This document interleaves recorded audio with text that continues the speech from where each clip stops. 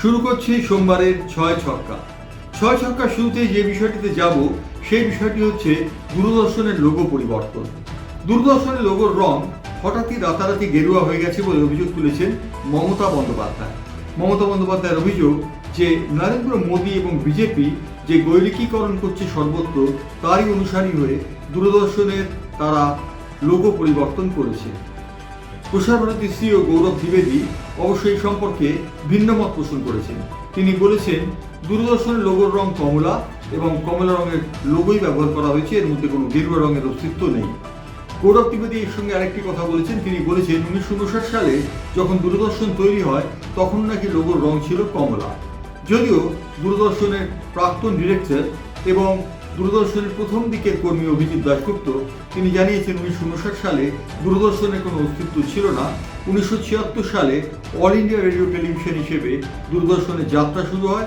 পরবর্তী পর্বে দূরদর্শন পরিবর্তিত হয় এবং দূরদর্শন হিসেবেই তা পরিচিতি লাভ করে। অতএব 1959 সালে দূরদর্শনের রং কমলা থাকার কোনো প্রশ্নই ওঠে না। কেন্দ্রীয় তথ্য সম্প্রচার মন্ত্রী অনুরাগ ঠাকুর তিনি বলেছেন মমতা বন্দ্যোপাধ্যায় সর্বত্র গেরুয়ার ভূত দেখছেন এবং গেরুয়ার ভূত দেখছেন বলেই তিনি কমলা রঙকে গেরুয়া রং বলে প্রতিভাত করেছেন।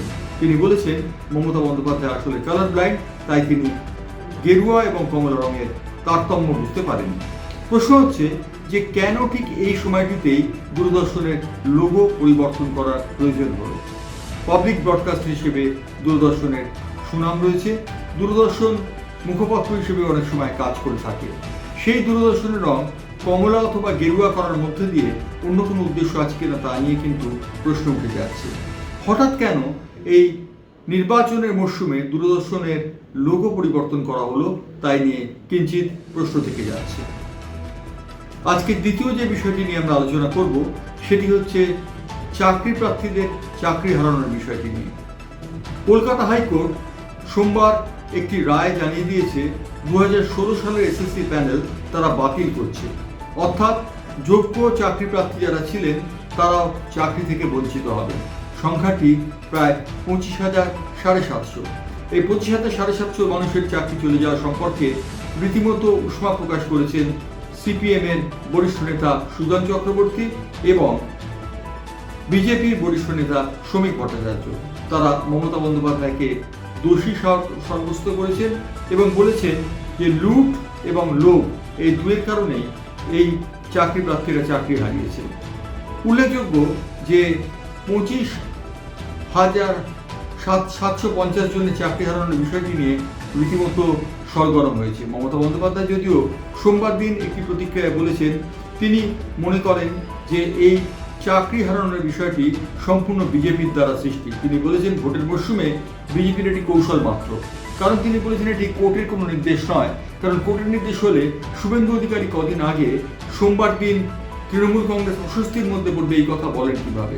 তিনি এটিকে বিজেপির নির্দেশ বলে বর্ণনা করেছেন এবং বলেছেন যে চাকরি প্রার্থীরা যাতে চাকরি না হারান সেই জন্য তিনি অবশ্যই সচেষ্ট হবেন। অন্যদিকে রাজ্যের শিক্ষামন্ত্রী ব্রাত্য বসু তিনি বলেছেন যে চাকরি প্রার্থীরা 2016 সালের প্যানেল যাতে বাতিল না হয় তা তিনি দেখবেন এবং যোগ্য চাকরি প্রার্থী যারা তারা চাকরি না পেলে তা হবে অত্যন্ত একটি মাৎস্য ন্যায়।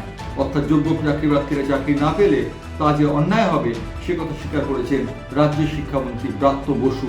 যদিও তিনি বলেছেন যে রাজ্য সরকার সম্পূর্ণ চেষ্টা করবে এদের পুনর্বাসনের জন্য। প্রশ্ন হচ্ছে যে তৃণমূল কংগ্রেস এবং বিজেপি তারা একে অপরের বিরুদ্ধে কাদা ছিটাবে। কাদা ছিটাবের সঙ্গে সঙ্গে রাজায় রাজায় যুদ্ধ হবে আর উলুখাগড়াদের প্রাণ যাবে। এই উলুখাগড়া কারা? এই উলুখাগড়া হচ্ছে রাজ্যের চাকরি প্রার্থীরা যারা দিনের পর দিন রোদে পুড়ে জলে ভিজে তাদের আন্দোলনকে এগিয়ে নিয়ে গেছে শুধুমাত্র একটি চাকরির আশায়।